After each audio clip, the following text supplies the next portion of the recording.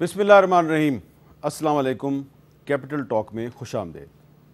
बहुत साल पहले जब बजट का ऐलान होता था तो हबीब जालिब साहब कहा करते थे, वो जब ऐलान करते हैं बजट का, गरीबों ही का हो जाता है झटका। तो जब भी बजट आता है तो जो गरीब लोग हैं उनको जालिब साहब का ये शेर ज़रूर याद आता है। पता नहीं इसकी क्या वजह है कि जो बजट है वो हमेशा गरीबों के लिए बुरी खबर बन के आता है। तो ये जो आज बजट अनाउंस किया है औरंगज़ेब साहब ने, बज़ाहिर उन्होंने इसमें कुछ अच्छे ऐलानात भी किए हैं, कुछ अच्छी उम्मीदों का इजहार भी किया है, लेकिन जो पाकिस्तान के अवाम की एक बड़ी अक्सरियत है उसका सवाल जो है वो ये है कि क्या इस बजट के बाद महंगाई में इजाफ़ा होगा या महंगाई में कमी होगी। तो इसी पर हम बात करते हैं। हमारे बिलाल अज़हर कियानी साहब वफाकी काबीना के रुकन हैं, मुस्लिम लीग नून के रहनुमा जनाब नदीम अफजल चंद साहब पाकिस्तान पीपल्स पार्टी के मरकज़ी सेक्रेटरी इत्तलात हैं, और मुज़म्मिल असलम साहब जो मशीर ख़ज़ाना हैं वज़ीर आला खैबर पख्तूनख्वा के। तो आप को समझ आ गई होगी कि वो तहरीक इंसाफ की भी नुमाइंदगी करेंगे। मुज़म्मिल साहब, आप ही से शुरू करते हैं। जी सर। ये इस बजट में कहा गया जी कि तनख्वाहदार तबके को भी काफ़ी रिलीफ दी गई है और जो आम आदमी है उसके लिए भी काफ़ी रिलीफ है। तो आप इससे इत्तेफाक करते हैं? मैं तो सबसे पहले तो इत्तेफाक तो नहीं करूँगा बिल्कुल। हर बजट का एक नाम दिया जाता है ना, अवाम दोस्त बजट, ये बजट, अवाम दुश्मन बजट। हाँ, अवाम दुश्मन बजट। तो आज मैं सोच रहा था कि हुकूमत कोई ना कोई नाम देगी बजट का, तो वो उन्होंने तो नाम दिया नहीं। तो फिर मुझे तकरीर सुनी थी, मैंने तकरीर पढ़ ली। तो उसके बाद जो मेरे जहन में जो इस बजट का नाम आया है वो आया है गरीब मुकाओ बजट। यानी कि गरीब ही मतलब ख़त्म हो जाए। यानी ये कहना चाह रहा हूँ कि गरीब से वो मिडिल क्लास नहीं हो, जितने गरीब है ना वो इतने हालात बुरे कर दिए। जालिब साहब ने 1991 में जो बजट के बारे में कहा था वो 2025 में भी सही साबित हो रहा है। बिल्कुल ऐसा ही है। अब आपने तनख्वाहदारों की बात की और 3-4 महीने से खुशखबरी भी दे रहे थे, वज़ीर आज़म साहब ने भी दी, वज़ीर ख़ज़ाना साहब ने भी कई तकरीब में दी। तो वो जो खुशखबरी है लोगों के लिए वो ये है कि जिनकी 12 लाख तक आमदनी है उनको महीने का 2000 रुपये टैक्स की बचत होगी। यानी कि जो 1 लाख रुपए कमाता है, उन्होंने ग्राफ दिया बकायदा, जो टेबल हमने बनवा ली है जल्दी में। जिनकी 18 लाख तक आमदनी है उनको जो है महीने का 4000 रुपये बचेगा। ठीक है। जिनकी 24 लाख तक आमदनी है उनको महीने का 5667 रुपीज़ बचेगा। इस तरह करते करते जो सबसे बड़ा रिलीफ, जो यानी 30 लाख रुपए महीना कमाता है, उसको जो सबसे बड़ा रिलीफ है वो 16,888 रुपये। यानी कि जो 30 लाख रुपए कमा रहा है उससे महीने का टैक्स लेंगे ये 10,70,738 रुपये, उसमें से 18,000 रुपये कम कर देंगे। जो तो इस मुल्क से जो 30-32 लाख लोग जो ब्रेन ड्रेन हुआ है, जिसमें क्वालिफाइड, तो इसका मतलब है तनख्वाहदार तबके को जो रिलीफ देने का ऐलान किया गया है ये सिर्फ एक नुमाइशी ऐलान है, ऐसे ही कह लें। और कसम पूरी करनी थी, जैसे कहते हैं ना, कसम खाई थी कि रिलीफ देंगे, तो अब वो छोटा हो बड़ा हो जैसा भी हो वो कसम पूरी कर ली गई। फिर उसके अलावा आपसे ये रिलीफ, चलो ये दे दिया, जो भी रिलीफ आपके सामने रख दिया। पेट्रोल पे जो है कार्बन टैक्स लगा दिए गए 2.5 रुपये लीटर इस साल, और अगले साल का भी पेशगी ऐलान कर दिए 5 रुपये लीटर। यानी तो पेट्रोल इससे महंगाई बढ़ेगी। पेट्रोल महंगा होगा तो ऑब्वियसली। फिर इसके बाद जो बिजली जो है उसका गर्दिशी कर्जा उतारने के लिए 1250 अरब रुपए कर्ज लिया जाएगा। उसकी जो सूद है उसकी अदायगी जो है हमारे बिजली के बिल के अंदर डल, और गर्दिशी कर्जों की अदायगी के लिए 10% सरचार्ज भी आयद किया, वही सरचार्ज 10% की हद हटा दी गई है। उससे ज्यादा भी हो सकता है। अच्छा। तो वो जो है अब हमारे वो बिजली के बिलों में शामिल हो जाएगा। इसके अलावा जो एक आम आदमी जो एक 800 सीसी तक गाड़ी चलाता था उसका सेल्स टैक्स जो है 12% था, उसको भी 18% कर दिया गया। तो कोई जगह जो है वो जो रह गई थी ना उसको उन्होंने पुर कर दी है ताकि कहीं से किसी को कोई रिलीफ ना मिल सके। वो इस बजट में वो कसर पूरी की गई है। जी नदीम अफजल चंद साहब, आपका क्या तबसरा है? देखिए जी, मैं तो समझता हूँ कि बजट में आम आदमी को कुछ नहीं मिला और एग्रीकल्चर क्लास को तो बिल्कुल कुछ नहीं मिला। अच्छा, किसानों को कुछ नहीं मिला। ज़राअत पेशा लोगों को जो इकनॉमिक सर्वे इनका अपना है हुकूमत का, जिसमें उन्होंने कहा है कि इकनॉमिक ज़राअत के ऊपर पहले तो डिप्टी गवर्नर स्टेट बैंक ने बयान दिया था कि ज़राअत का बट्टा बैठ गया, और अब नज़र भी आ रहा है। अगर किसी को नज़र नहीं आ रहा तो मैं अपने खर्चे पे उसको अपने इलाके में लेकर जाने के लिए तैयार हूँ। पंजाब के जिस ज़िला में चले जाएँ, जिस इलाके में आप चले जाएँ, दूसरे सूबों में भी जहाँ चला जाएँ, तो अब मेरे ख्याल में क्योंकि जो किसी को समझ नहीं आ रही कि एग्रीकल्चर को हमने ठीक कैसे करना है, और अभी उन्होंने, मैं सुन रहा था जो आपने बात की है समझ नहीं आ रही, बहुत से लोगों को ये समझ नहीं आती कि पीपल्स पार्टी जो है ये मुस्लिम लीग नून की हुकूमत पे तनकीद क्यों करती है, कैसे कर लेती है, समझ नहीं आती। देखें जी, हम हुकूमत की पॉलिसियों पे तनकीद करते हैं, कभी ज़ाती तनकीद हम नहीं करते। और पॉलिसीज़ नहीं, पॉलिसी पे भी आप तनकीद क्यों करते हैं? क्यों सदर आपका है, गवर्नर आपके हैं, बिलावल भुट्टो जरदारी साहब आपके हैं। अगर पॉलिसीज़ के अंदर हमारा इनपुट शामिल होगा, अगर बजट के अंदर हमारी CC की या हमारी पार्लिमानी पार्टी को इन्होंने ब्रीफिंग दी है पहले कि ये हम बजट बना रहे हैं एग्रीकल्चर, तो फिर यकीनन इखलाकी तौर पे हमारा नहीं हक बनता। ये बात आपकी ठीक है, लेकिन अगर हमारा इनपुट ही शामिल नहीं है उसमें, अब हम तो कह रहे हैं, हमारे तो प्रेसिडेंट साहब ने जिस तरह नहरों वाला इशू था, अब आ जाके हमें एहतजाज करना पड़ा। जिस तरह अभी एग्रीकल्चर क्लास के ऊपर आपने ठीक IMF के कहने पर टैक्स लगा दिया, आपने गंदम नहीं खरीदी, किसान को रगड़ा निकाल दिया। निगरान सेटअप में जो गंदम इंपोर्ट हुई उसमें ठीक है, हुकूमत का कोई कसूर नहीं, निगरान सेटअप, लेकिन 35 लाख टन उसको हम भुगतेंगे पता नहीं कितने साल। तो ना कोविड के दिनों में, मुजम्मल साहब के दिनों में भी जो रिलीफ मिला था एग्रीकल्चर क्लास को, किसी ने रिलीफ नहीं दिया था। 1200 अरब जो बांटा गया था कोविड के दिनों में छोटे बिजनेसमैन या बड़े बिजनेसमैनों को दिया गया था, सरमायादारों को, तो आप 1 रुपया भी निकाल, उसमें एग्रीकल्चर क्लास को नहीं दिया गया था, मतलब किसी किसान को। अब भी अगर कोई ट्रैक्टर सस्ता हुआ है, या खाद सस्ती हुई है, या तेल सस्ता हुआ है, या बिजली सस्ती हुई है, या ज़री अद्वियात सस्ती हुई हैं, तो यकीनन हम तारीफ़ करेंगे। अगर किसान की गंदम की कीमत उसको मुनासिब मिल जाए, को मक्की की कीमत मुनासिब मिल जाए, चावल की मुनासिब मिल जाए, कोई एक्सपोर्ट के नए रूट्स खुले हैं, यकीनन हम तारीफ़ करेंगे। हमारा किन्नो है, हमारा मैंगो है, हमारी काटन देख लें, काटन 1.5 लाख बेल से 50,000 पे आ गए हैं। आपका लोकल जो है वो काटन ग्रोअर जो है उसके पास प्रायोरिटी नहीं रहेगी कि वो काटन काज करे। अच्छा, तो फिर यकीनन तारीफ बनती है। कोई मुझे कोई आप बता दे, मैं एक फार्मर का बेटा हूँ, मैं जरूर करूँगा। बिलाल अजहर कियानी साहब जो हैं वो भी आप रिस्पॉन्ड करेंगे, लेकिन उससे पहले मैं वज़ीर आज़म शहबाज शरीफ साहब जो हैं उनका एक छोटा सा बयान जो है वो तनख्वाहदार तबके से जो टैक्स लिया जाता है उसके बारे में उन्होंने क्या कहा, जरा सुने। तनख्वाहदार हैं, हमने तो 400 अरब दिया खजाने को। माशरे के जो बाकी साहिब हैसियत दौलतमंद जो तबके हैं उन्होंने हमारे मुकाबले में कितना कंट्रीब्यूट किया, ये एक ऐसा सवाल है जो मुझ समेत अशराफिया को जवाब देना है। अशराफिया को जवाब देना है कि तनख्वाहदार तबके ने तो दे दिया 400 अरब रुपए का टैक्स, हालांकि 400 अरब का नहीं दिया, 600 अरब रुपए का दिया। और जो ताजर तबका है उसने पिछले 11 महीने में सिर्फ 65 अरब रुपए का टैक्स दिया है। तो अशराफिया जो है उससे तो ताल्लुक़ पता नहीं है या नहीं है बिलाल अजहर कियानी साहब का, लेकिन कैबिनेट से तो आपका ताल्लुक़ है, उसकी तो आप तरदीद नहीं कर सकते। तो ये बताएं कि तनख्वाहदार तबके से तो टैक्स ले लिया और अभी भी एक नुमाइशी किस्म का रिलीफ उनको दे दिया गया है, लेकिन ये बताएं कि इस बजट में जो रिटेलर क्लास है, जो रिटेलर है, परचून फरोश है और ताजर तबका है, वो उससे टैक्स लेने के लिए आपने क्या इक़दाम किए हैं? बिस्मिल्लाहिर्रहमानिर्रहीम। मीर साहब बहुत शुक्रिया जी अपने शो में दावत देने का, और आपने अच्छा कि इब्तिदा में सारी बातें सुन ली। तो चलें, शुक्र है मुजम्मिल साहब इतना तो माने कि तनख्वाहदार तबके के लिए टैक्स में कमी आई। मेरा ख्याल था शायद उस पर भी ना माने। देखिए मीर साहब, एक पस मंज़र है इस बजट से पहले। पिछले साल आपको याद होगा जब हुकूमत बनी थी तो उस टाइम पर मुझे याद है कि ये हमारे PTI के साथी गुरेज करते थे बात करने से भी हुकूमत लेने की, क्योंकि उस टाइम पे किसी का ख्याल था ये हालात नहीं है हुकूमत संभालने के, कि इस टाइम पे जो भी हुकूमत लेगा इतनी मुआशी मुश्किलात होंगी कि उससे संभलेंगी नहीं। अल्हम्दुलिल्लाह हमारी हुकूमत ने वो चैलेंज कबूल किया, संभाली, IMF का प्रोग्राम एग्री किया, IMF का प्रोग्राम चलाया। इसी एक साल में महंगाई की शरह में रिकॉर्ड कमी लेके आए, जो कि पहले एक वक्त पे 38% पे थी, 24% पे थी, 0.4% पर लेकर आए।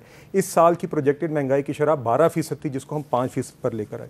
इन्हीं हालात के अंदर हमने बिजली के नर्ख भी कम किए, ख़ास तौर पे जो आपके सबसे जो कमज़ोर तबकात हैं उनके लिए तो 50% से ज़्यादा बिजली के नरखों में कमी की। बेनज़ीर इनकम सपोर्ट प्रोग्राम के तहत जहाँ पे 1 करोड़ से ज़्यादा मुस्तहिक़ ख़ानदानों को, जो सबसे मुस्तहिक़ ख़ानदान हैं, जो आइडेंटिफाइड हैं एक सिस्टम के तहत, उनके बजट को भी 460 अरब से 592 अरब रुपए किया था और इस साल उसी को अब 719 अरब रुपए तक लेके जा रहे हैं। ये सब चीज़ें पिछले साल की, और इसी वक्त में साथ ही साथ प्रोग्राम भी चलाया। सारे चीखों के बावजूद, सारे दावों के बावजूद कि ये तो किसी तरह इस बजट को चला ही नहीं सकेंगे, ये अनरियलिस्टिक बजट है, दावा किया गया था मिनी बजट आएगा। आपने कोई मिनी बजट देखा पूरे साल में?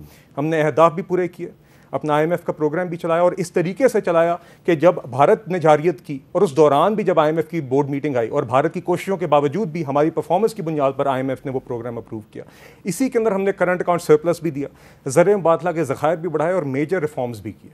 और आप जब बात करें रिटेलर की, उसको इस साल हमने तकरीबन 190 अरब रुपए से डबल से ज़्यादा उसमें इजाफा किया। क्या ये काफ़ी है? हरगिज़ नहीं, मगर एक सिमत ज़रूर दुरुस्त। ठीक है, जहाँ तक सैलरी तबके की बात है, आपने बिल्कुल सही कहा। प्राइम मिनिस्टर साहब बार बार ये बात करते हैं कि हम ये समझते हैं कि ना सिर्फ वो अपना फेयर शेयर अदा करते हैं बल्कि उससे भी ज़्यादा वो अदा कर रहे हैं। इसीलिए इस साल हमने हर तबके को हमने उसमें कमी दी है। टैक्स स्लैब्स में आप देखेंगे कि चाहे वो महीने का 50,000 रुपये कमाने वाला हो, लाख रुपए कमाने वाला हो, 1.5-2 लाख कमाने वाला हो, हर तबके को टैक्स के अंदर कमी मैंने ये इसलिए बात की है कि मैं अभी नाम नहीं लेता, लेकिन मैं जो प्राइवेट सेक्टर का जो सैलरीड क्लास है ना, उसकी तो बात ही नहीं कर रहा। उससे तो वैसे ही टैक्स नहीं लिया जाता, बल्कि उसकी तो जो इनकम है उस पर बाकायदा डकैती की जाती है। सरकारी मुलाजमीन, कौन से सरकारी मुलाजमीन? ग्रेड 18, 19, 20, 21 के। मैं जानता हूँ बड़े रिस्पेक्टेबल लोग हैं, उन्होंने अपनी फैमिलीज़ को पाकिस्तान से बाहर मुंतकिल कर दिया है और अब वो चाह रहे हैं, बल्कि कुछ चले भी गए हैं और कुछ कह रहे हैं छुट्टी लेके चले जाएं या कुछ रिज़ाइन करके चले जाएंगे, इस तनख्वाह में हमारा गुजारा नहीं होता। ग्रेड 19, 20, 21 के अफसरान और फैमिलीज़ को उन्होंने मुंतकिल कर दिया है। अभी मैं पिछले दिनों गया हुआ था कहीं बाहर, मैंने उनकी फैमिलीज़ को वहाँ पे देखा। मैंने कहा सारी फैमिलीज़ को नहीं ले आए हैं आप? उन्होंने कहा जी बस सोच रहे हैं कि पाकिस्तान रहना या नहीं रहना। तनख्वाहदार तबके के लिए पाकिस्तान में रहना मुश्किल कर दिया है। मीर साहब देखिए, मैं हरगिज़ भी ये दावा नहीं करूँगा कि हालात उस आइडियल सिचुएशन पे पहुँच गए हैं कि हम कहें कि सब कुछ अच्छा है, हरगिज़ नहीं। मगर पिछले 1 साल में प्रैक्टिकली जो बेहतरी लाई जा सकती थी उससे तवक्कुआत से ज़्यादा लाई गई है। अब इस साल भी, पिछले साल में महंगाई की शरह 5% रही है, 12% की तवक्कुआत के बरक्स, जिसके अंदर आपने तकरीबन 900 अरब रुपए की आपने बचत सिर्फ अपने इंटरेस्ट एक्सपेंस में की, इस वजह से क्योंकि महंगाई को हुकूमत ने कम किया। और इस साल 5% की महंगाई बढ़ने के बावजूद हमने मुलाजमीन की, सरकारी मुलाजमीन की तनख्वाहों में, और इसमें 1 से लेकर 22 ग्रेड तक सारे मुलाजमीन शामिल हैं, 1 से 16 वाले ख़ास तौर पे, उन सब की तनख्वाहों में 10% इजाफे का ऐलान हुआ है। पेंशन का 7% का ऐलान हुआ है। और हमारे जवान JCOs जिन्होंने आपने देखा अभी हमें फतह का वो सबब बने हैं और हमें उन पर फ़ख्र है, उनके लिए भी अलाउंसेस का ऐलान किया। और ये सब दिफा के बजट उनके लिए आप जितने भी अलाउंसेस का ऐलान करते हैं वो कम है। लेकिन मेरा आपसे सवाल है मुज़म्मिल असलम साहब कि इस बजट में कुछ ऐलानात ऐसे हैं कि क्योंकि आप एक इकनॉमिक एक्सपर्ट भी हैं, आप माहिर मुआशियात भी समझे जाते हैं। मसलन पेट्रोलियम मसनूआत जो हैं, अगर आपने पेट्रोल डलवाया गाड़ी में या मोटरसाइकिल में, तो उसकी अदायगी आपने डिजिटल तरीके से करनी है। क्या ये अच्छा इकदाम नहीं है? इससे इकॉनमी जो है वो रेगुलेट नहीं होगी? अगर आप नकद अदायगी करेंगे 2 रुपये ज़्यादा देने पड़ेंगे। देखें जी, नया चोरी की एक दुकान खुल जाएगी और वहाँ पे जो है कैसे हिसाब बनेगा कि कैश कितना दे रहा है वो जो दुकानदार। जैसे अभी आप रेस्टोरेंट जाते हो, हाँ, आप तो 15% टैक्स दे आते हो उसे, वो आगे जमा कराता है कि नहीं कराता, ये आप सारे रेस्टोरेंटों से पूछ लें जाके। तो इस तरह ये मुल्क में लाखों पेट्रोल पंप हैं, तो वो जो है आपको कहेंगे तुम कैश में दे रहे हो, तुम्हारा 3 रुपये लीटर ज़्यादा है। अब वो क्या सिस्टम करके आगे हुकूमत को जमा कराते हैं कि नहीं कराते, ये इसमें चेक रखना पड़ेगा। लेकिन मैं 1 मिनट के लिए बिलाल कियानी साहब की बात का छोटा सा जवाब दे दूं। जो बिलाल ने जो बात की है, बिलाल साहब ने, उससे तो मुल्क में गरीबों की तादाद कम हो जानी चाहिए थी। तो अभी वर्ल्ड बैंक की ताज़ा रिपोर्ट आई है, 44% पॉवर्टी बढ़ गई, 45% पाकिस्तान की आबादी जो है गुर्बत की लकीर के नीचे आ गई है। वो डेफिनेशन भी उन्होंने, वर्ल्ड बैंक ने कहा कि पहले डेफिनेशन थी $3.6 जो कमाता है उससे नीचे जो होगा वो गरीब होगा। अब क्योंकि दुनिया में महंगाई इतनी हो गई है, वही चीज़ जो $3.6 में मिलती थी वो $4.2 में मिलती है। तो पाकिस्तान की आबादी सिर्फ PDM के आने के बाद 3 करोड़ लोग जो है गुर्बत की लकीर के नीचे आ गए, नंबर 1। फिर उसके बाद 30-32 लाख लोग मुल्क छोड़ के, जिसकी आपने अभी एग्जाम्पल दी। फिर इन्होंने कहा कि 900 अरब रुपए तो सिर्फ इन्होंने सूद की अदायगी में बचा लिया। हाल ये है मीर साहब, पिछला साल बुरा था तो 1400 अरब रुपए का तरक्याती बजट दिया था। इस साल अच्छे हालात में इन्होंने 1000 अरब का दिया, और उसमें भी 120 अरब रुपए वो पेट्रोल 8 रुपए, याद है इन्होंने बलूचिस्तान के लिए खूनी सड़क के लिए निकाले थे, वो 120 अरब रुपए खूनी सड़क की उसमें से, तो 880 अरब रुपए का इन्होंने सिर्फ तरक्याती अखराजात का बजट रखा है। मैं NEC की और उसकी मीटिंग में था, खून के आंसू रोते हुए देखा है मैंने एहसन इकबाल साहब को कि हमें आप बजट ही नहीं दे रहे, हमारे तो हालात इतने बुरे हैं। फिर उसके बाद ग्रोथ की बात कर रहे हैं। अब पाकिस्तान में तो रिवाज चल चुका है फॉर्म 47 का। कल आपने सोशल मीडिया से लेकर तमाम अखबारात को देख लें, आपके साफ़ी दोस्त जो इंडिपेंडेंट हैं, और इसके अलावा जो नून लीग हामी साफ़ी भी है, कोई दुनिया के एक आदमी मानने के लिए तैयार नहीं है कि इस मुल्क में जो है इस साल 2.7% की रफ्तार से पाकिस्तान ग्रो की है, 2.5% आबादी होती है। अब आपको बताऊं इन्होंने मजाक क्या किया। इन्होंने मजाक ये किया कि शुरू के 9 माह में बिजली जो है मनफी चल रही थी, आखिरी 3 माह में इन्होंने कहा 30% इजाफी पैदा होगी। वो मैंने वज़ीर आज़म के सामने सवाल पूछ लिया, मैंने कहा ऐसे क्या जादू हो गया कि आखिरी 3 माह में जो है बिजली 30% इजाफी हो रही है। तो उन्होंने कहा कि जो हम भूल गए थे, वो जो छतों में सोलर लगा हुआ है ना, उसकी पैदावार को जो आपकी हमारी लोग उसकी जो है जमा करके वो 16 गीगावाट वो बिजली भी पैदा हो रही है, वो भी मईशत में पहिया चला रही है किसी तरीके से, तो इसलिए ग्रोथ जो है बढ़ गई। अच्छा चंद साहब, ये अरकान पार्लियामेंट की तरक्याती स्कीमों के लिए बजट में 70 अरब 38 करोड़ रुपए रखे गए हैं, और सूबों के सालाना तरक्याती प्रोग्राम के लिए 2859 अरब रुपए मुख्तस करने की तजवीज़ है। तो अरकान पार्लियामेंट भी 70 अरब रुपए ले जाएंगे, इस पर तो आप खुश होंगे। लेकिन जी मैं खुद पार्लियामेंटेरियन रहा हूँ और पार्लियामान के मेंबरान की, लेकिन सबसे बड़ी बात जानती है कि लोकल बॉडीज़ का इफेक्टिव ना होना, और लोकल बॉडीज़ का पंजाब में तो इलेक्शन भी नहीं हो रहा। और मैं समझता हूँ कि अगर आप लोकल बॉडीज़ के सही सिस्टम लागू कर दें तो ये तरक्याती काम ही लोकल बॉडीज़ को मुंतकिल हो जाए।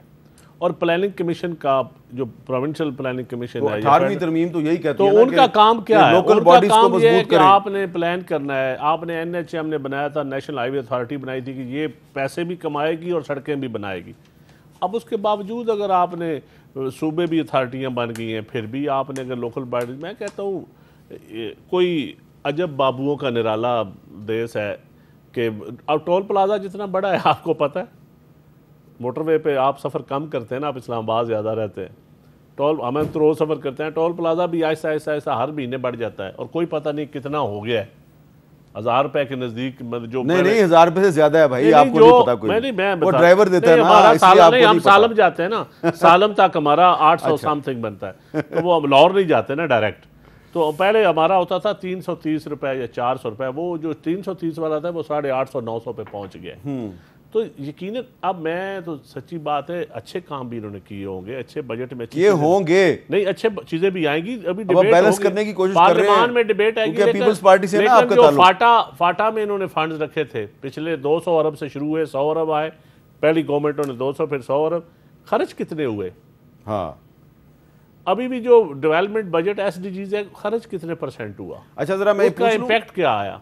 क्यानी साहब, 70 अरब 38 करोड़ रुपया जो है अरकान पार्लियामेंट की डेवलपमेंट स्कीम्स के लिए लिया गया है, तो ये काम तो लोकल बॉडीज़ का नहीं है। आप लोग जो हैं वो क्यों ये सड़कें साफ़ करवा रहे हैं, गलियां बनवा रहे हैं, ये आपका तो काम नहीं है। देखिए बात ये मीर साहब कि ये भी जो स्कीम्स हैं, ये भी स्कीम्स हलकों के अंदर इन्हीं डेवलपमेंट के लिए ही लगती हैं, और इवेंचुअली जिस तरह आप कह रहे हैं, अगर एक MNA को ये डिस्क्रेशन होता है, वो अपने हलके के अंदर यूनियन काउंसिल की बुनियाद पर, वार्ड्स की बुनियाद पर अपनी टीम के साथ बैठ के इलाके की ज़रूरियात देखते हैं। कुछ चीज़ें होती हैं जो सूबाई और वफाकी प्रोजेक्ट्स में कवर हो रही होती हैं, और जो नहीं होती, मिसाल के तौर पे किसी एक यूनियन काउंसिल की अहम 10 किलोमीटर की सड़क है, या कहीं पे कोई सीवरेज का सिस्टम है, या मैं आपको अपने हल्के की मिसाल देता हूँ, मेरे एक तहसील स्वाबा के देहात में 12-14 जहाँ पर वाटर सप्लाई का एक इशू रहा है, तो इन स्कीमों से फिर आपको मौका मिलता है, एक्सिक्यूशन वही एजेंसीज करती हैं। अपने हल्के में बहुत अच्छा काम करवाया, मुझे लोग भी बताते हैं, लेकिन वो जो आप लोग काम करवा रहे हैं, क्या वो लोकल बॉडीज के काउंसिलों के काम नहीं है जो आप MNA करवा रहे हैं? देखिए जो बात कर रहे हैं ना चंद साहब, मैं एज ए पॉलिटिकल स्टूडेंट इससे इत्तफाक करता हूँ कि लॉन्ग टर्म सोल्यूशन तो इसका यही है कि हमारी जब 3rd tier of government, local government जब फाल होगी तो ये उसकी सतह पर काम होंगे।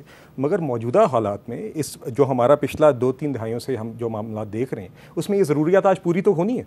तो उसमें इससे सिर्फ ये लचक आती है। हाँ, यकीनन इसमें ट्रांसपेरेंसी इंश्योर करना ये हुकूमतों का काम है। मिसाल के तौर पे मेरे पास जो पिछले साल जो मुझे फंड एलोकेट हल्के के लिए किए गए थे, मैंने कुछ स्कीम्स सूबाई हुकूमत को दी थी जो मेरे इलाके की ज़रूरियात थी, जिसको मैंने बयान किया, जो मैं नहीं पूरी कर सका। जब वफाक से कुछ और फंड्स मुख्तस हो गए तो मैंने वो भी सूबाई हुकूमत को ही। वैसे आज तो हम बजट डिस्कस कर रहे हैं, लेकिन चंद साहब के सवाल में से मेरा सवाल निकला है कि वो आप देखें उनके चेहरे पे कर्ब, तकलीफ, दर्द कि लोकल बॉडीज़ का इलेक्शन क्यों नहीं हो रहा पंजाब में। देखिए, उसमें लोकल बॉडीज़ के लिए नई एक लेजिस्लेशन जी ज़्यादा फाल करने के लिए आई थिंक बन गई थी।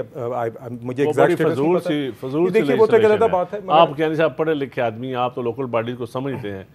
वो निज़ाम देख लें जो लोकल बॉडीज़ का जो पंजाब हुकूमत ने बनाया है। हमारी एक कोऑर्डिनेशन की मीटिंग हो रही थी, मैंने कहा कि हमारा क्योंकि जो पीपल पार्टी का और नून का जो एग्रीमेंट है ना, उसमें पहली 5 शिकों में लोकल बॉडीज़ का इलेक्शन करवाना है।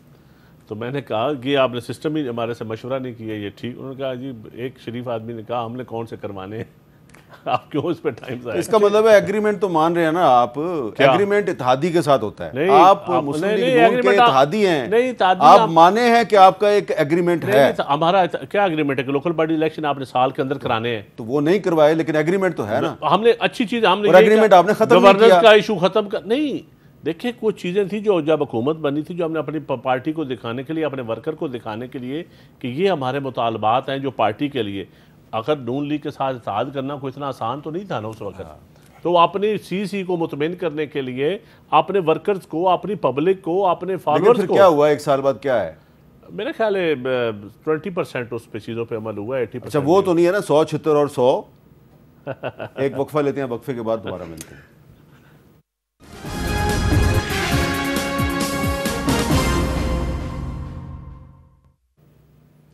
कैपिटल टॉक में दोबारा खुशामदेद। वज़ीर ख़जाना औरंगज़ेब साहब ने आज बहुत से ऐलानात किए हैं। कुछ ऐलानात ऐसे हैं जिनमें यकीनन आपको दिलचस्पी भी होगी और आप ये जानना चाहेंगे कि ये इन ऐलानात का क्या इम्पैक्ट आएगा आपकी ज़िंदगी पे।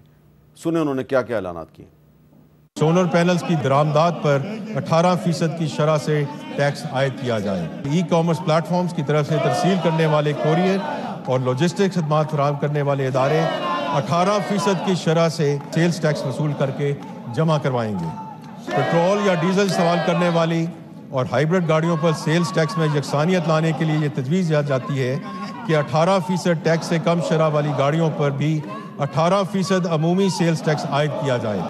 गुज़श्ता 7 बरसों से खैबर पख्तूनख्वा और बलूचिस्तान के नए जमशुदा अजला को टैक्स में मुकम्मल छूट हासिल रही है। तजवीज़ दी जाती है कि इन इलाकों में सेल्स टैक्स नाफिज किया जाए, जिसका आगाज़ 10% की कम शरह से किया जाएगा। यानी कि ये बलूचिस्तान और खैबर पख्तूनख्वा के जो कबायली इलाके हैं वहाँ पे भी 10% टैक्स लगाया जाएगा। लेकिन ये कोई आप तीनों में से बताएगा कि ये जो सोलर पैनल की दरामद पे यानी कि इंपोर्ट पे 18% टैक्स लगाया गया, इससे इसका क्या मकसद है? जी देखिए मीर साहब, लेवल प्लेइंग फील्ड बनाने के लिए क्या कि जो लोकली सोलर कोई बनाना चाह रहा है, कौन बना रहा है? नहीं देखिए, ये तो मेरे पास तफसीलात नहीं, मगर देखिए हम चाहते हैं कि यहाँ पर बने। इसलिए इसका मतलब यह है कि हमारे लिए सोलर पैनल महंगा हो। नहीं मीर साहब, देखिए चंद साहब जी इजाज़त दीजिए। सबसे पहले तो सोलर पैनल की कीमतों में खातिर ख्वाह कमी भी आई है, और टू इंश्योर के डिसएडवांटेज ना हो। हम ये नहीं चाह रहे कि कोई प्रोटेक्शन बनाए लोकल इंडस्ट्री के लिए, मगर ताकि तवाज़ुन हो उसके और इंपोर्टेड सोलर पैनल के लिए, तो इसलिए ये पॉलिसी लाई। और ये जो ई कॉमर्स पे 18% टैक्स लगाया, ये अगेन देखिए, इसमें कोई ऐसा नहीं है कि रिटेलर्स के ऊपर कोई, ये जो हम ऑनलाइन ऑर्डर करते हैं, जी जी जी, इसमें इजाज़त दीजिए, पिज़्ज़ा मंगा लिया। जी मीर साहब, इसमें गुजारिश है कि पहले जिस तरह और कोई भी कारोबार सेल्स टैक्स अदा कर रहा था, तो इसको भी उस रिजीम में लाया गया, ताकि मिसाल के तौर पर आपके बहुत सारे कारोबारी जो कि दुकान फिजिकल सेल्स करते हैं, दुकानों में करते हैं, चाहे वो सौदा सल्फ बेचते हैं, चाहे वो कपड़ा बेचते हैं, चाहे कोई और काम बेचते हैं, वो सब सेल्स टैक्स अदा करते हैं। तो ताकि लेवल प्लेइंग फील्ड बनाने के लिए, जो ऑर्डर करते हैं कोई चीज़ खाने पीने की मंगवाते हैं, तो वो तो किसी दुकान से या रेस्टोरेंट से मंगवाते हैं। नहीं, मगर वो जो ई कॉमर्स जिसकी हम बात कर रहे हैं, जो वो सेल करते हैं, उसके ऊपर अभी सेल्स टैक्स नहीं था, उसको बराबर लाने के लिए, ताकि उसमें और आपके नॉर्मल रिटेलर के अंदर एक लेवल प्लेइंग फील्ड हो। ये कोई ऐसी कोई इजाफी टैक्स नहीं है, जो नॉर्मल सेल्स टैक्स रजीम है, जिसमें सारे कारोबार या सेल्स वाले कारोबार आते हैं, उसमें पेट्रोलियम और डीजल की बजाय इलेक्ट्रिक गाड़ियों को तरजीह दी जाएगी। जी जी, देखिए इसके अंदर आपने देखा है कि यकीनन हम चाहते हैं कि both from a climate change perspective और अदरवाइज भी हम चाहते हैं कि इलेक्ट्रिक व्हीकल्स को फ़रोग़ दिया जाए और इसमें इस बजट में इसकी अक्कासी की गई है। मैं एक बात ज़रूर कहना चाहूँगा जी कि IMF का मुआहदा बहुत मुश्किल हालात में किया गया और उसके अंदर एक स्ट्रक्चरल जो बेंचमार्क था वो फर्टिलाइज़र और पेस्टिसाइड पे टैक्स लगाना था। वो हमने पिछले साल भी नहीं लगाया और इस साल भी बजट में नहीं लगाया जी। और ये इसमें आप उनको सब्सिडी क्यों नहीं दे रहे हैं? नहीं, देखिए दूसरी बात 37 से 45 बिलियन गैस की मद में। अच्छा ये बताया ना, दूसरा मीर साहब मैं ये ज़रूर कहना चाहूँगा क्योंकि आपने बात की पहले रिटेलर्स की भी और इन्फोर्समेंट की भी। इस साल IMF के साथ जब इस साल की कारकर्दगी पर भी बात हुई, क्योंकि उसकी बुनियाद पर ही अगले बजट के ऊपर भी बातचीत हुई, तो पहली दफ़ा IMF ने कहीं पर भी ये पाकिस्तान को तकरीबन 400 अरब तक उन्होंने माना कि इस साल पाकिस्तान FBR जो है वो 400 अरब तक सिर्फ इन्फोर्समेंट की मद में कलेक्शन कर सकता है। और उन्होंने इस साल की कारकर्दगी की बुनियाद पर कहा, जो कि 600-700 अरब के करीब हमने कारकर्दगी दिखाई जो सिर्फ इन्फोर्समेंट की तरफ थी। तो जब हम टैक्स नेट की वाइडनिंग की बात करते हैं, यूसी का सबूत और इंशाल्लाह आप आगे मजीद देखेंगे ताकि सब सेक्टर्स जो हैं वो अपना फेयर शेयर अदा करें। जी आप एक चीज़ आपने बताना भूल गए, वो बता देता हूँ कि जैसे आपने कहा कि सरकारी मुलाजमीन को तो तनख्वाह भी हर साल बढ़ जाती है, पेंशन भी मिल जाती है, कम ज़्यादा वो एक अलग बात है। एक जो प्राइवेट लोग हैं वो, और ख़ास तौर पे जो प्राइवेट रिटायर्ड लोग हैं, वो अपनी एक बचत उन्होंने रखी होती है बैंकों में कि उससे कुछ प्रॉफिट से अपना घर चला ले या अपने बाकी खर्चे पूरे कर लें। इसी तरीके से जो मिडिल क्लास फैमिलीज़ होती हैं, उनकी तनख्वाहें कम होती हैं, उन्होंने कुछ बचत अपनी बैंक में रखी होती है।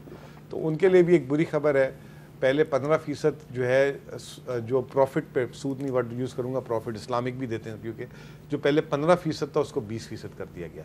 और जो इसके अलावा म्यूचुअल फंड कंपनियों में 15 को 20% कर दिया है। हाँ, इसका क्या नुकसान है? उसका नुकसान ये है कि वो टैक्स जो है 15 से 20% कर दिया। यानी कि मैं मिसाल दे देता हूँ आपको कि एक आदमी पूरे साल में अगर 1 लाख रुपए प्रॉफिट कमा रहा था अपने डिपॉजिट पे, तो पहले वो 15,000 पे टैक्स दे रहा था, अब उसको 15 की जगह 20,000 पे देना पड़ेगा। और वो बेचारा जो है आज से 1 साल पहले उसको 20% जो शरह सूद मिलती थी, शरह सूद जब 20% थी तो उसको 2 लाख रुपए प्रॉफिट आ रहा है। ये जो आपने चीज़ बताई है, हाँ। इससे बहुत से लोग जो उनके दिल तोड़ दिए हैं आपने हैं, और वो इन्ना लिल्लाह व इन्ना इलैहि राजिऊन पढ़ रहे होंगे। हाँ, कि उनका जो है वैसे भी जो है सूद की अदायगी जो है रेट कम हो गया। चंद साहब, ये कोई अच्छी चीज़ों का भी तो ऐलान हुआ है ना इस बजट में, तो उनको आप अप्रिशिएट नहीं करेंगे? नहीं, अच्छी चीज़ है, अभी तक सच्ची बात है पढ़ी नहीं है मैंने, सिवाय ये फाटा पाटा में जो टैक्स चोरी थी, जो बड़े बड़े आपको पता है मगरमच्छ, सिगरेट और इन चीज़ों से, वो ठीक है, उन पे किया है, वो एक अच्छा काम किया है। लेकिन जो सोलर की आपने बात की है, नॉन ड्यूटी पेड सिगरेट की स्मगलिंग जो है उसको रोकने के लिए काम है। टैक्स कवानीन पर अमल दरामद के लिए सूबाई अफसरान की मदद लेने का फैसला हुआ है। ये तो हमने खुद उनको, लेकिन ये इतने बड़े अशराफिया जो मियाँ साहब कह रहे थे, अशराफिया तो वो काम करती है। ये सोलर की आपने बात की है ना, ये इनकी बिजली बिक नहीं रही थी, कैपेसिटी चार्जेस भी दे रहे हैं, बिजली फालतू पड़ी है।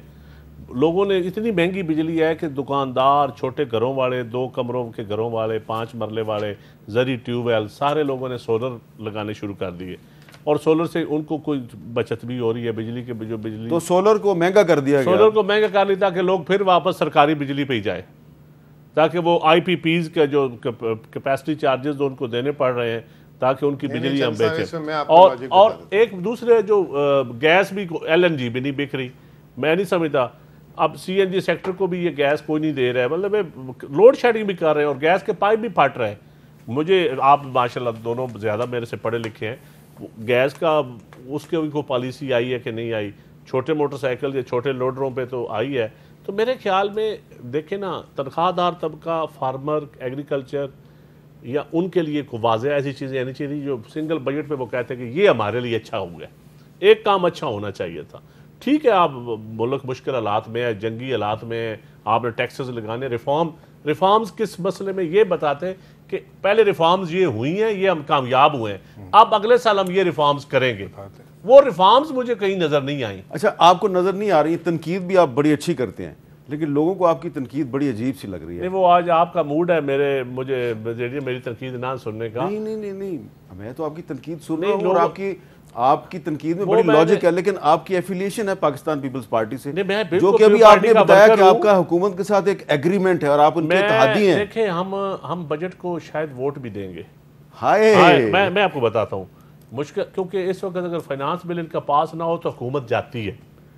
आप समझते हैं कि एक तरफ बिलावल भुट्टो पूरी दुनिया में मुकदमा लड़ रहे हैं इस मुल्क का, और इस मुल्क को के लड़ रहे हैं ना, कोई नून लीग का वज़ीर ख़ारिजा नहीं है, तो अगर इस मुल्क को उस वक्त हम इस मुल्क में मजीद क्राइसिस नहीं पैदा करना बिल्कुल चाहते ठीक है। और ये हम जो चाहते हैं कि ये क्राइसिस हालांकि आवाम के अंदर ही रहे। ये जो भी आपने कहा कि ये किसानों के लिए मैं कहता हूँ ये हम कोशिश करेंगे, हमारी बात इनसे इन्होंने कहा है कि हम पीपल पार्टी की तजावीज़ मानेंगे, ये हमारी इन्होंने बिल्कुल कहा है। बजट से पहले जो हमारी इनके साथ मीटिंग हुई चले है, मैं आपको तंग नहीं करता, मैं एक ब्रेक ले लेता हूँ ताकि नदीम अफजल चंद साहब बड़ी मुश्किल सूरत हाल का शिकार है। अल्लाह ताला इनको इस मुश्किल से निकाले। ब्रेक के बाद दोबारा मिलते हैं। मुश्किल से तो निकल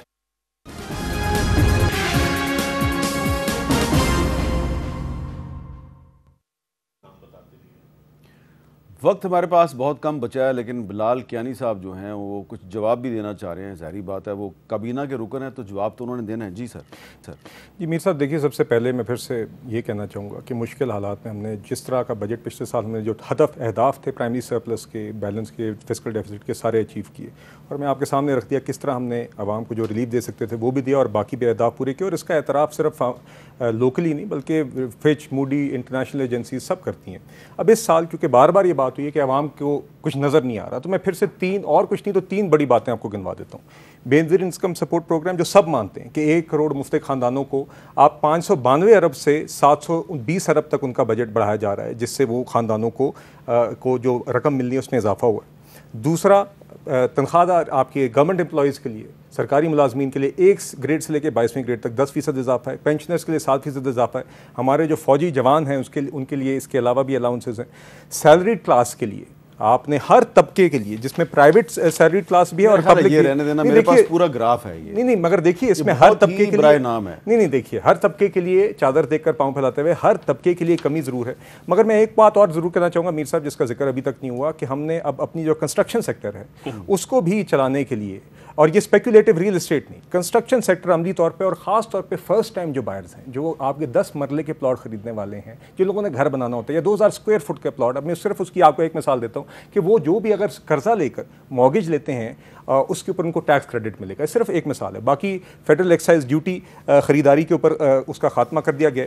एक बात मैं और ज़रूर कहना चाहूँगा, क्योंकि आज़ाद कश्मीर GB फाटा का जिक्र हुआ, देखिए इसमें ख़ास तौर पर हमने अपने इन इलाकों का ख्याल रखा है। आज़ाद कश्मीर के बजट को 105 अरब से बढ़ा के 140 अरब किए, GB के बजट को 68 अरब से बढ़ा के 80 अरब किए, और मर्ज डिस्ट्रिक्ट्स को, हालांकि वो खैबर पख्तूनख्वा की जिम्मेदारी, मगर उसमें भी 47 अरब से 52 अरब रुपए किया है। बलूचिस्तान के लिए कुछ स्पेशल पैकेज आया नहीं देखिए, और मैं आपको मिसाल देता हूँ, जिस खूनी सड़क की बात की इंसर्जेंसी कंट्रोल करने के लिए पॉलिटिकल, देखिए हमारी फौजें लड़ रही हैं, हम वहाँ शादी देखें वो बजट में मुझे कोई फिगर बलूचिस्तान का दिखाएं। देखिए जी, जो वजारत दाखिला है उसको 12 अरब 90 करोड़ रुपया मिलेगा। देखिए कुछ कॉस्मेटिक चीजें होती हैं, लोगों को मैसेज देने चाहिए। अच्छा, लेकिन ये जो हम बलूचिस्तान का सोच रहे हैं, एक और रिफॉर्म बस बताने दीजिए। देखिए एक अहम रिफॉर्म है बलूचिस्तान के लिए, नहीं बलूचिस्तान के लिए आप नहीं क्यों नहीं मानते जी? आप काश्तकार देख लें, बलूचिस्तान देख लें, फाटा देख लें, फाटा का पैसे कितने लगे बलूचिस्तान में आपकी हुकूमत है। नहीं फेडरल गवर्नमेंट का रोल क्या है? मैं मीर साहब चंद साहब भाई हैं, मगर मैं पीपल्स पार्टी के साथ का बड़ा मशहूर हूँ।